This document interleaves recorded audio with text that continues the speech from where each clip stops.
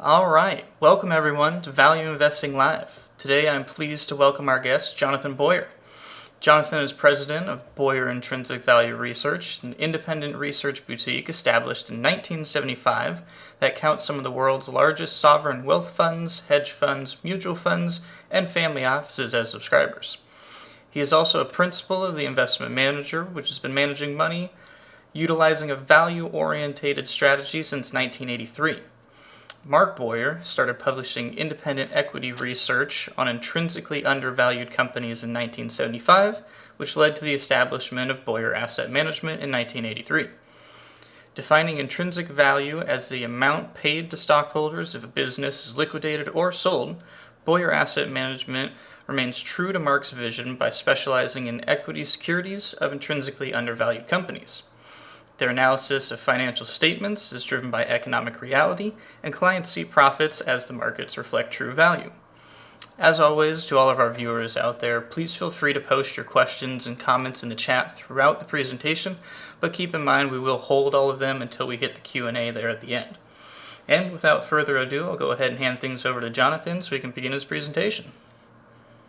Thank you, Graham. Much appreciated, and thank you to yourself and Charlie for inviting me. It's always an honor. I know I spoke a few years ago at the GuruFocus conference, and I was supposed to speak this year live, but obviously that got derailed due to the coronavirus. But I truly hope to be there next year when things hopefully get back to some semblance of normalcy. So I guess let's start. The title of my presentation: the Dolan discount, opportunity or value trap, plus other opportunities. So I guess before starting, this presentation can be downloaded by going to the website address on the bottom left hand of the screen. We'll also be posting. You always can follow us on Twitter at Boyar Value. So in today's presentation, I'm really going to do three things. One, give a brief background on the Boyar Value Group. Two, discuss how we identify intrinsically undervalued companies. And then talk about two Dolan-controlled entities that, in our opinion, are selling at significant discounts to our estimate of intrinsic value, as well as two other companies that are household names that we currently find attractive. So here's for the lawyers, full disclosure, both myself and my clients own shares in all the companies I'm going to present today. I don't think you would want it any other way. So who is the Boyar Value Group? This is a family-run firm. It was founded by my father, Mark, in 1975 to really be a research boutique looking at intrinsic companies through a different lens. What would a knowledgeable acquirer pay for the business as opposed to what is a given company going to earn next quarter or next year? And we've morphed into really two businesses. We have a research division where we sell our research on a subscription basis. We also have a money management division where we manage money for both individuals and institutions, large insurance companies, all sorts of different vehicles, utilizing this really in-depth research. So it's this kind of two sides of the house that are related. So first, Boyar Research. As Graham mentioned earlier, we have a institutional research service. We have some very interesting clients. I would say some of the world's leading investors are clients of ours, and it's something we're quite proud of. And we think, quite frankly, this makes us better investors. And then we, as I said earlier, utilize these ideas for our Boyar Asset Management clients, that include family offices, large institutions, and manage money through both pooled investment vehicles and separately managed accounts. So that's just a brief background on the organization. But what about the approach? How do we invest money, and how are we different? I think we're quite unique. We consider ourselves businessmen trying to buy the proverbial dollar for 50 cents. We look at every company through the lens of an acquirer. My father has instilled in this into me since I was a little kid that, and I've lived with this my whole life. If a company's share price sells at a significant discount to what it's worth over a reasonable period of time, and I emphasize reasonable, the stock market will either reflect the true value of the company or an acquirer will.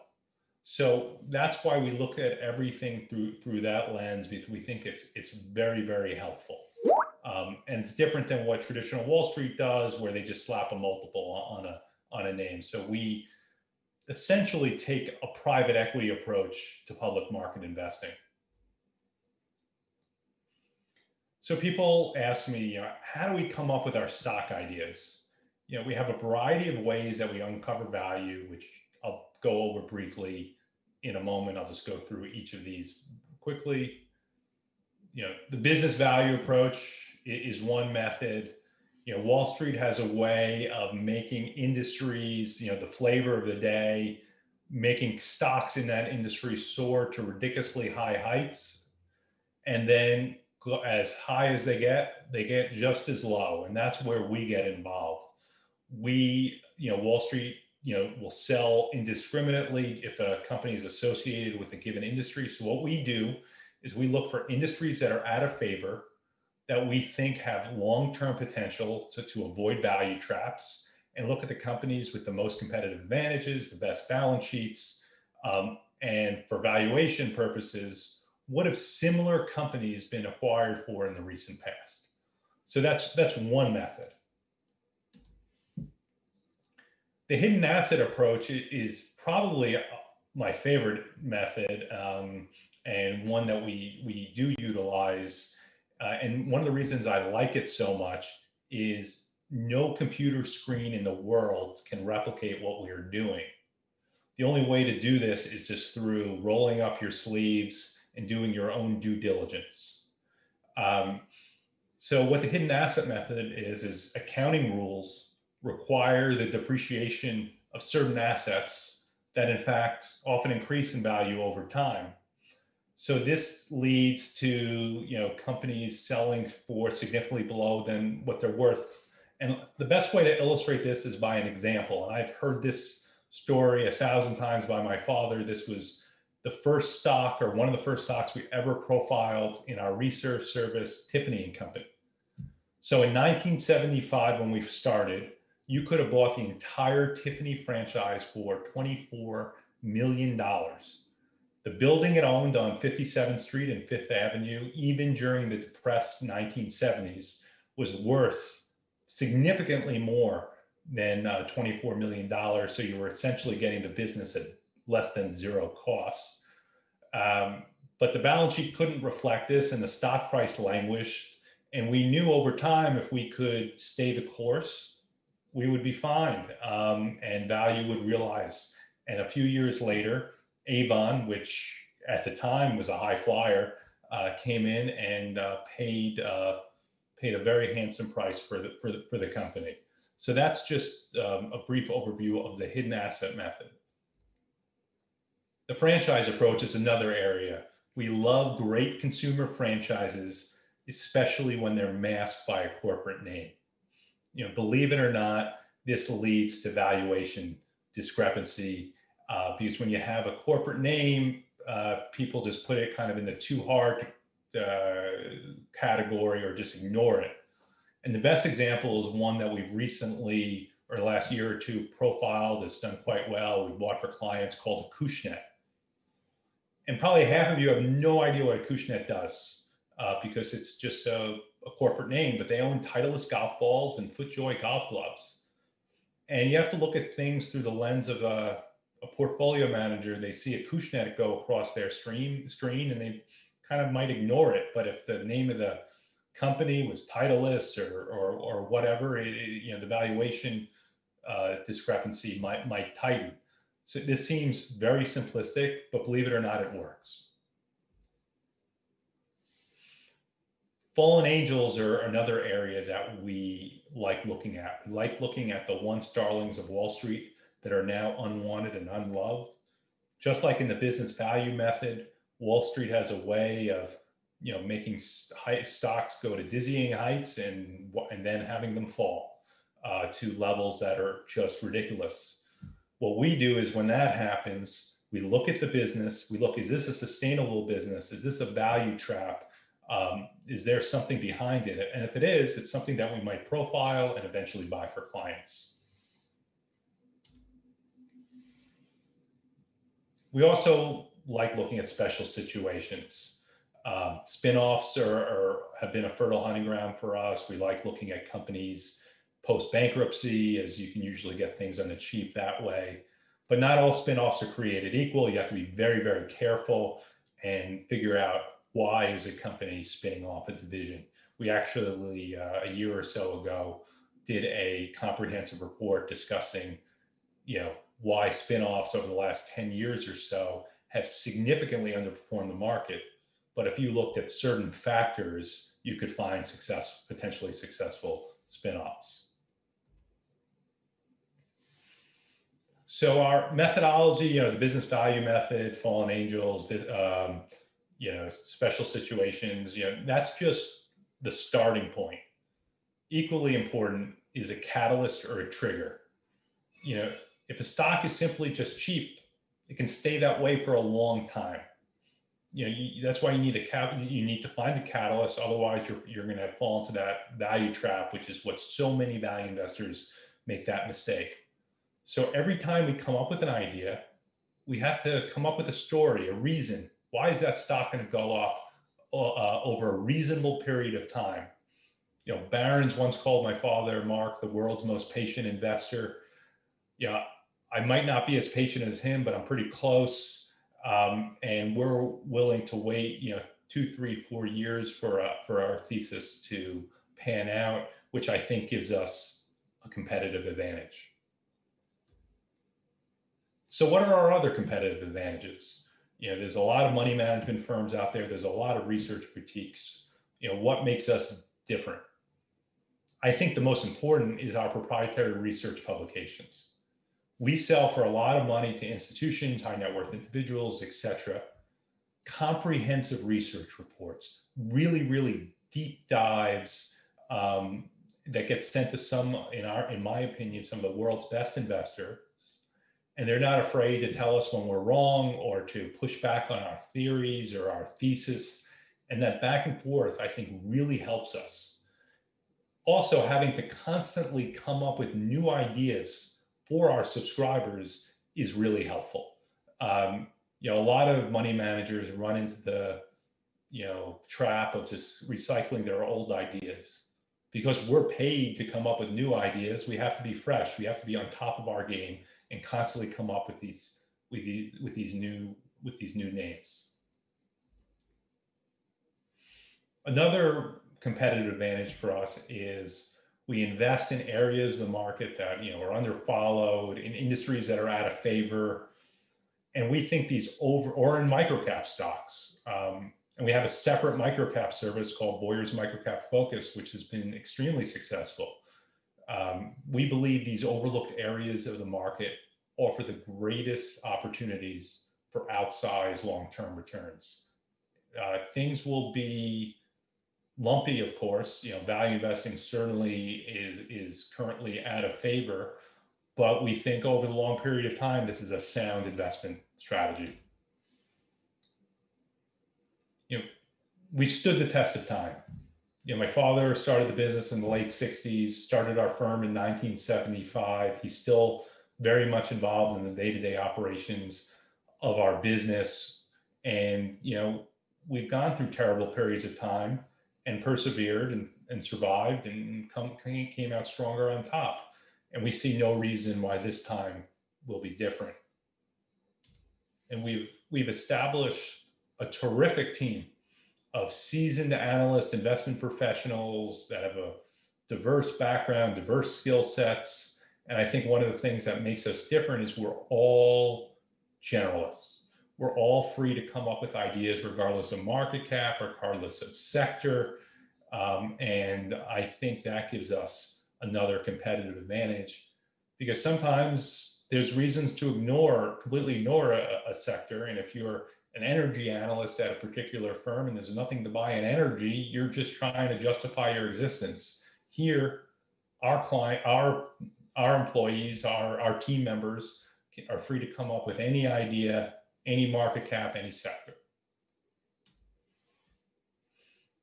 And we've done quite well by our research clients, which translates to our many of the ideas we buy for our money management clients. As you can see, I don't want to toot our own horn, but we've done quite well both on the Boyar microcap focus and our traditional all cap product asset analysis focus. Obviously past performance is no guarantee of future results, as our lawyers make us say, but it's this is how we've done. So now I'm just going to start talking about stock ideas. As I mentioned, I'm going to talk about the MSGE, MSGS complex, and then talk about two other ideas that are more household names. Anyone who's a Knick fan must think I'm crazy to want to invest in this company, as they're controlled by the Dolan family. However, we have a very different view of the Dolans than most people. We've actually found them to be great people to invest alongside with. We've been following them a long time as we were shareholders in Cablevision, and the Dolans tried to take the Cablevision private in mid-2000s, but the minority shareholders blocked them. And thankfully they did, as since then, the Dolans unlocked a lot of value for shareholders. And one of the things that they did was spin out Madison Square Garden. And because of the valuation and the great assets that they own, we decided to feature it in our February 2010 issue of our all cap research service. At the time of the spinoff, MSG was, had a lot of issues that were worrying investors, and not too similar today. Knicks were terrible, same as today. Then there was the possibility of an NBA strike. And people were worried about heavy capital expenditures as they were upgrading the company's flagship arena, Madison Square Garden. So there were lots of worries, and it was greeted with skepticism, and that's what gave us the opportunity as we saw fantastic assets. And as I mentioned before, Wall Street, doesn't particularly like the Dolans, and they've been terrible if you're a Knick or a Ranger fan. But as a shareholder, we've been quite happy with them. When they controlled Cablevision, they had an industry-leading dividend, paid a large special dividend, and they eventually ended up selling Cablevision to Altice at a price we never thought they would get. So that also demonstrates to us that they're willing to part with assets. And we think one or both of MSGE and MSGS could potentially be sold. The value of sports teams have exploded. If you can see the value of the Knicks in 2009 compared to today, and the Rangers have gone up significantly over time. And that's for a variety of reasons, doing with the value of sports media rights and now sports gambling, which is a huge opportunity for them. So that's part of the valuation. And I know it sounds strange to use the Forbes value, but that's actually utilized quite heavily during sports transactions. So here's the current opportunity. In April of this year, Madison Square Garden was separated into two companies, Madison Square Garden Sports and MSG Entertainment, both of which, in our opinion, are trading significantly less than our estimate of their intrinsic value. The Dolans control both entities through super voting shares, and while many people are hesitant to go into dual class shares, we think if you have the right partner, it's something you can live with, or we can live with, and oftentimes it gets you the opportunity to buy shares cheaply.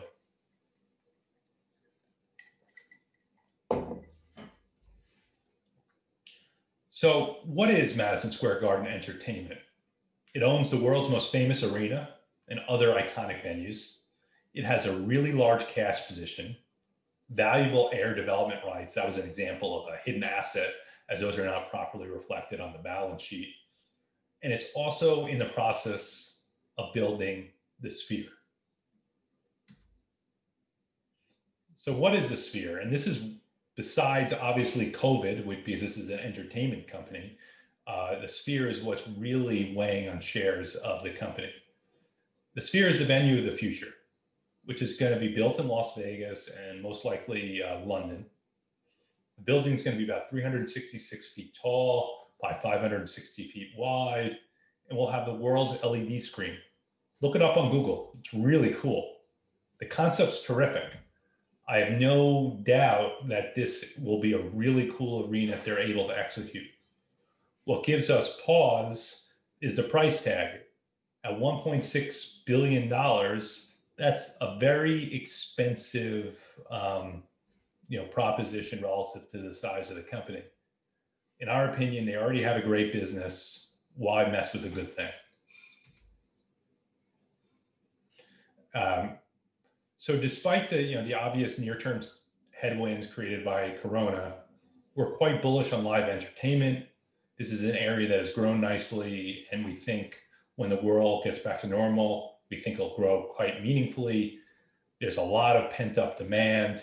If you look at the company like Live Nation, you see that most of their tickets that they sold pre-pandemic haven't been refunded. People are just holding them for the future. I think once the world gets back to where it was, these venues will be eventually utilized quite nicely.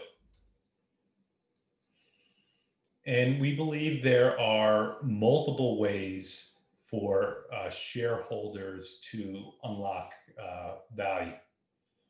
MSG has a large cash balance. It has a $350 million share repurchase program. Remember, the entire enterprise value of the company is roughly $500 million. They have valuable air rights that they could monetize. And we don't think James Dolan likes being a public company. And we would not be surprised if he took the company private. It's worth noting that Silver Lake, the private equity firm that is also in the live event space in a pretty big way, is an 8% holder of the company. Perhaps they partner on something in the future. Obviously, that's speculation, but it wouldn't surprise us. So here's our valuation and how we got there.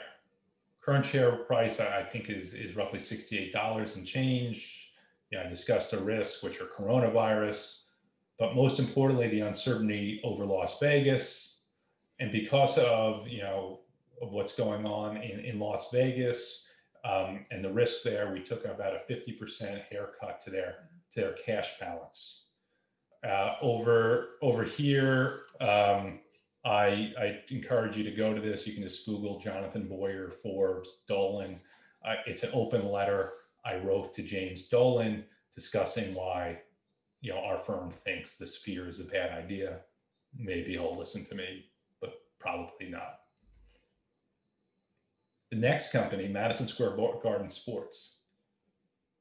Right now, you can buy the Knicks and the Rangers for essentially $3.5 billion.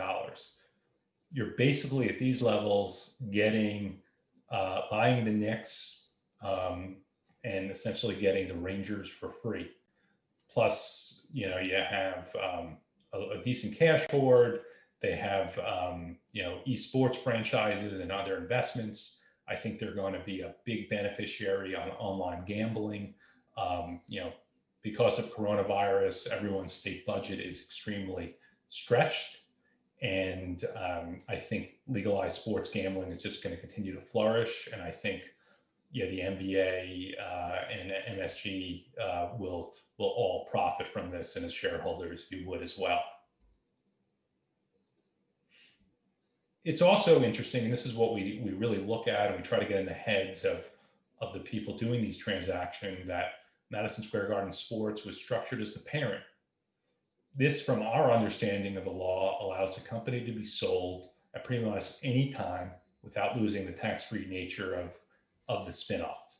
So right now you have two entities, Madison Square Garden Entertainment, Madison Square Garden Sports, And I think if the Knicks or Rangers or both ever were put on sale, there would be a line of billionaires, around the block wanting to buy these things. And I think it's in our opinion, it's kind of a question of time, whether it's 1 year, 2 year, 3 years. I don't think James Dolan wants to own the Knicks and the Rangers over the long run. Sports franchises have gone up dramatically. He's made a lot of money. He bought the Knicks for next to nothing, but he's getting nothing but grief for owning these teams. And I think at some point he's going to want to just end it. As I mentioned earlier, the sports rights have gone up in value really for two reasons. One, mobile gambling, and two, live entertainment. Besides news, live sports is the only other place that people watch live. And the value of sports teams has continued to increase. And there was a transaction just recently. Look at Steve Cohen. He paid well over $2 billion. I think it was $2.5 billion for the Mets, which was a mediocre team. And that's baseball, when the team valuations for baseball are significantly less than that for basketball. And it just shows that when these trophy assets come up for sale, there will be buyers. And I see no reason why the same thing won't happen for the Knicks and or Rangers. And here's how we got to our valuation for Madison Square Garden Sports. Again, at the end, it'll have a link on where you can get the you can get the presentation. So that's the MSGE, MSGS saga. Please feel free to email me with any questions later. The next company is a name that everyone knows. It's certainly a high quality name that we think is very interesting, and Wall Street really hasn't given it the credit it's deserved. We came up with this idea in a recent issue of our research service and decided it was attractive enough to purchase for certain clients. As you know, Coke's the largest non-alcoholic beverage company in the world. Amazingly, their products represent 2 billion of the 61 billion beverages served globally. And it switched its strategy in multiple ways over the past decade. It bought and then refranchised its bottlers, and it took the company from an asset-heavy business to an asset-light business. And this shift really helped with margins. But much of this improvement has been masked by the strong US dollar, as most of their costs, their headquarters in Atlanta, are in dollars, but they're a global company and their revenue is obviously in many, many different currencies. And as you are well aware, the world is shifting away from sugary drinks. So now they're selling healthier beverages. And for their unhealthy beverages, they're kind of more packaging them as a treat in smaller packaging, which has helped increase margins substantially. And believe it or not, even with shrinking the packaging, they've been able to grow volumes every year by 2.8% for the last 14 years, which is pretty amazing when you consider the headwinds facing that business in terms of sugary, being against sugary snacks, etc. Coronavirus is obviously impacting sales for Coke, but we think Wall Street's overreacting and much of these sales will come back. And we think the operational improvements warrant a re-rating of shares, and believe, they're selling about $49 today. We think they're worth probably $66 per share, which would be 45% upside when you include dividends. But even if the multiple stays the same, we still see 30% upside when you factor in dividends. While the stock certainly is cheaper, we think it could get cheaper. We think at current levels, it offers a very compelling risk reward.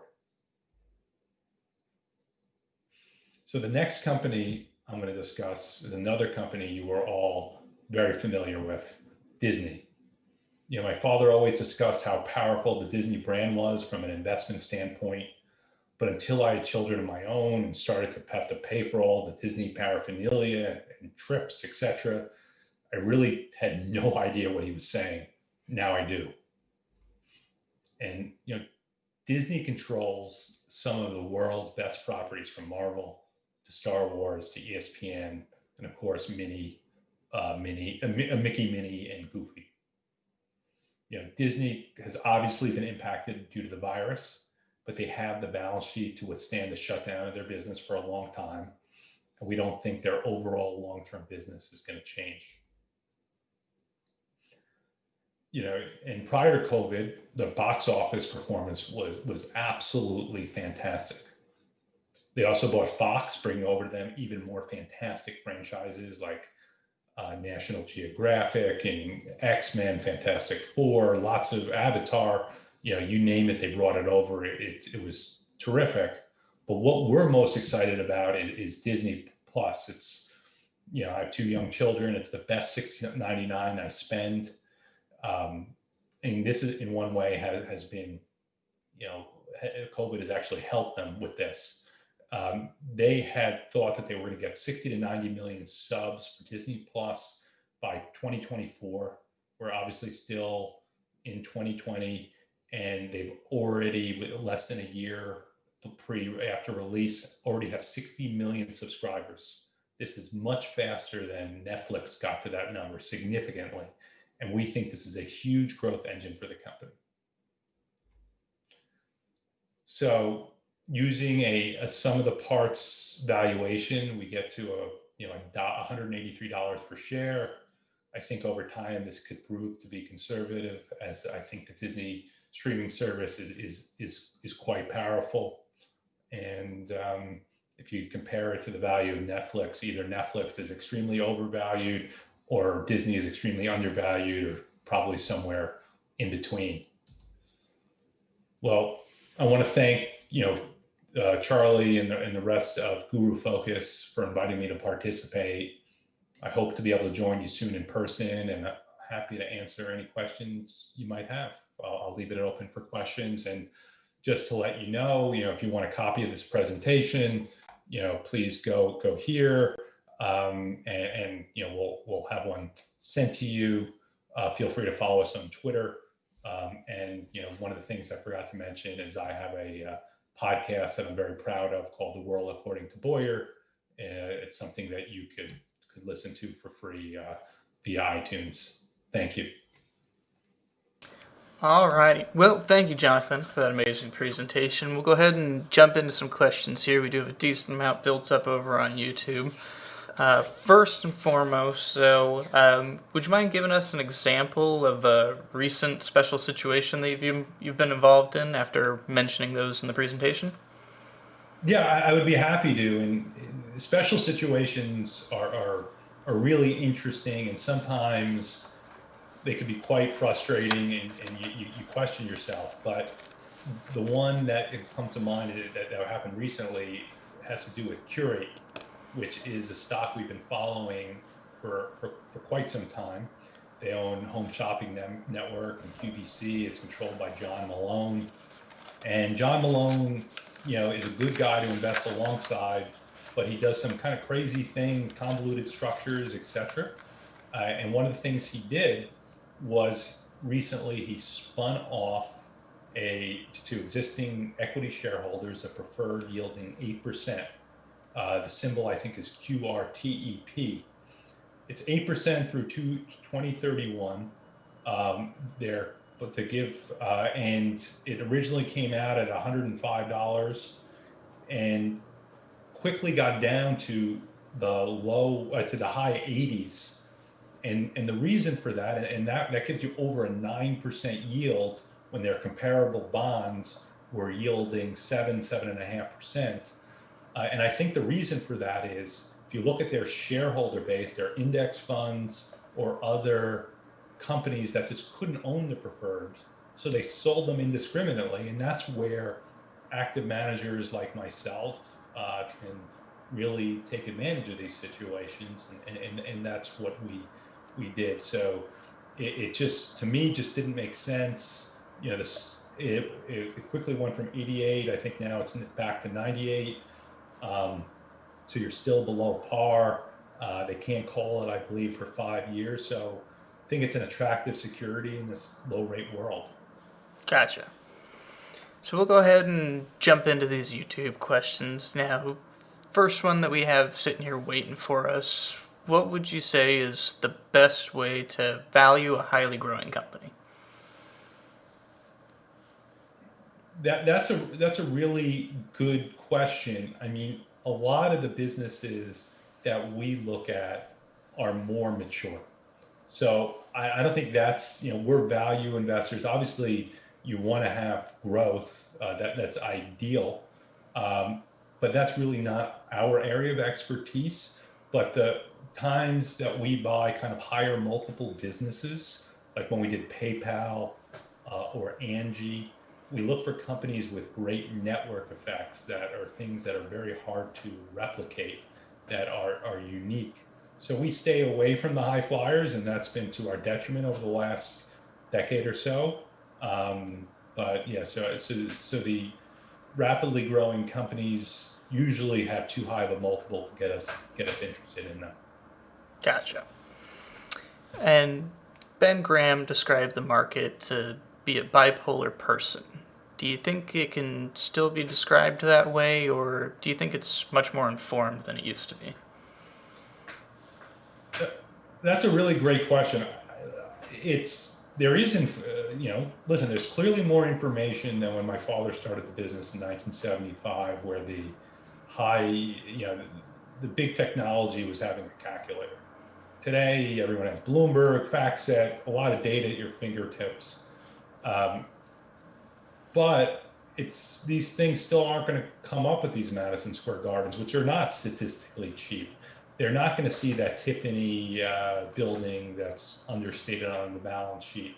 So while things have gotten harder, just with more information for active managers, there's still opportunities. There's forced selling, things that you can take advantage of. But Wall Street, I think people still are, the fundamental human condition of being greedy and trying to make money quickly has not changed, and that's something investors can take advantage of. And you want, as Buffett says, you don't need to swing at every pitch, and you can just come up with, buy things at your own schedule. Definitely. And you mentioned that anyone within the company has the opportunity to bring any industry or any idea to the table. Are there any industries at all that you think your company's methodology would not work for? Yes, I guess I'll answer that in two ways. We don't, I don't think biotech is an area that we would be particularly good at using this methodology, because it's generally a binary result. It's either the drug works or it doesn't. There's no kind of in between. We also tend to stay away from energy type plays, and that's, while it hasn't been good that we've avoided technology, although we do own, we've owned Microsoft since 2007, done quite well on it. Not having energy has helped us, because we don't think those are good businesses to own for the long term. So I think, I think biotech, heavy, fast-growing technology type companies, although we will buy old tech, probably doesn't work as well. But everything else, we like brands. We like great consumer franchises. We like things that you can touch, feel, and value. Or banks, large money center banks that have huge technological competitive advantages, and are going to do well in a rising interest rate environment whenever that occurs. So there are plenty of sectors for us to choose from, but there are a few that we do avoid. Gotcha.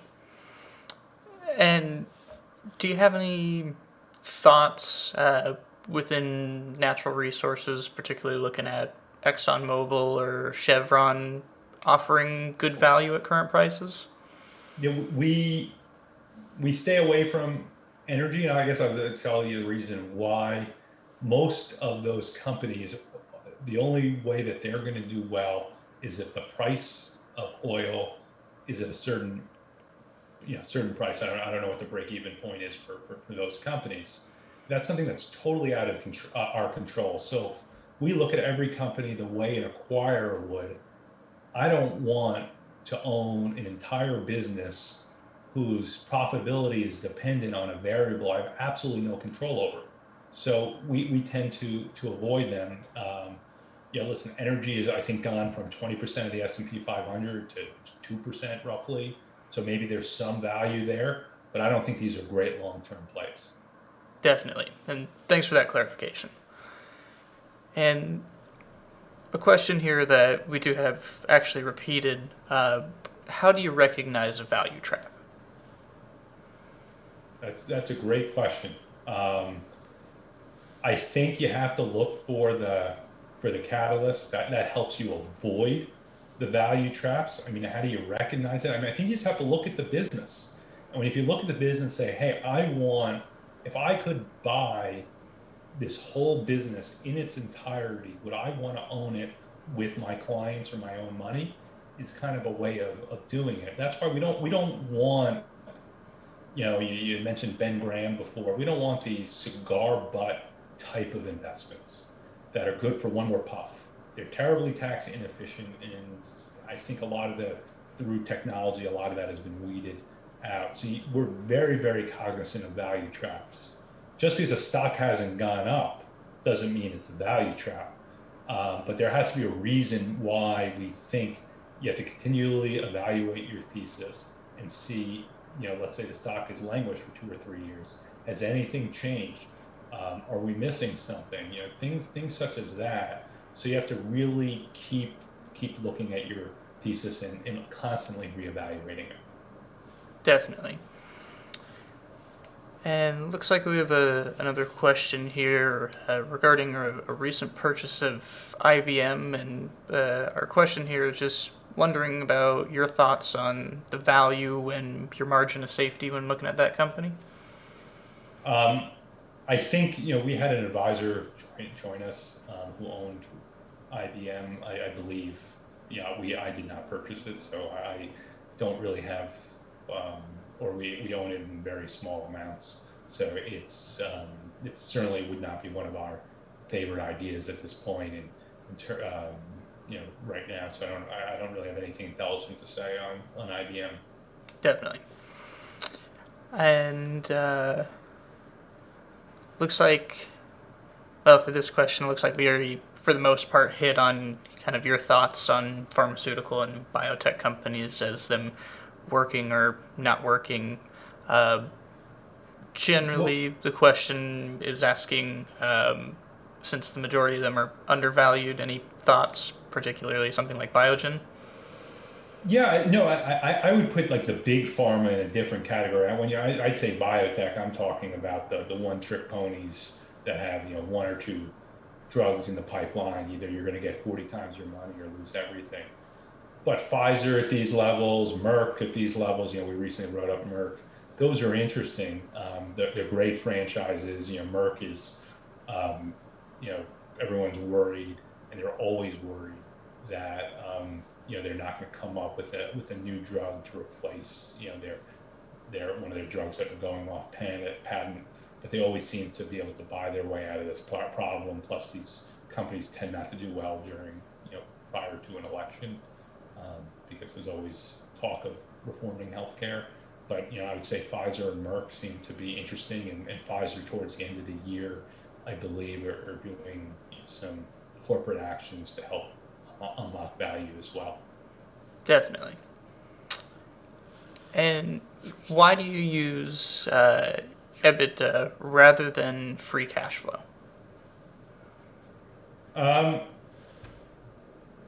Because that's how we always do. We feel like that's how an acquirer would do it. We also do look at free cash flow. EBITDA is important to us, but we look at free cash flow. We also do look at earnings before interest, taxes, depreciation, and amortization. I think it depends on the different situation. Definitely. And it looks like we have a question here just asking a little bit more about the normalized earning power of MSGS and, in your opinion, what a return of capital might look like. Yeah, I mean, they've positioned it as a return of capital vehicle. Um, Normalized, it's hard to tell because I really have a strong belief that sports gambling is going to come into fruition. That's going to help, certainly. But it's also, this is something you're valuing on an asset. This is a trophy asset, I think. So, what are there, 30 NBA franchises, 31 NHL, I think, that's from memory. These things don't come up for sale very often, especially in the biggest media market in the world. So you have to look, someone's going to pay a lot of money for this if and when they come up for sale. So these things are never going to screen cheaply. But I think someone's always going to want to buy it. Look, we're in the middle of a coronavirus pandemic, and Steve Cohen paid well over $2 billion to buy a mediocre baseball team in New York.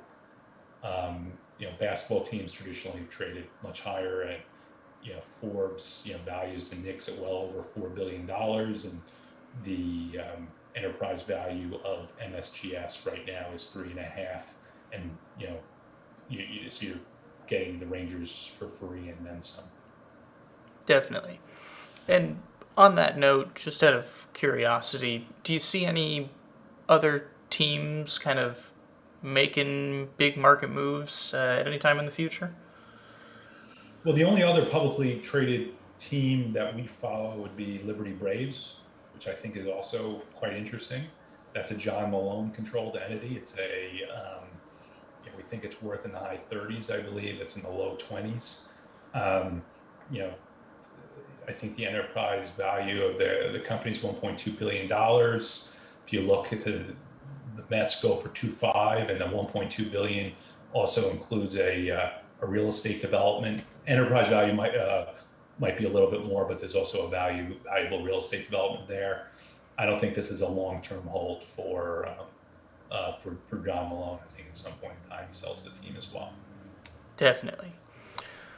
Well, it looks like that is going to, for the most part, wrap up the questions that we have over in the live chat currently. We'll keep things open here for a little bit longer while we do our closing, but any final thoughts, anything like that you'd like to put out there before we go ahead and close things out here? No, I just want to thank you and Charlie for having me here. As if anyone wants to download the report, you can see here. And if you have any questions, feel free to get in touch with me. I hope I answered your questions, and people who didn't want to answer offline, just figure out how to get how to get in touch with me. And thank you again for having me.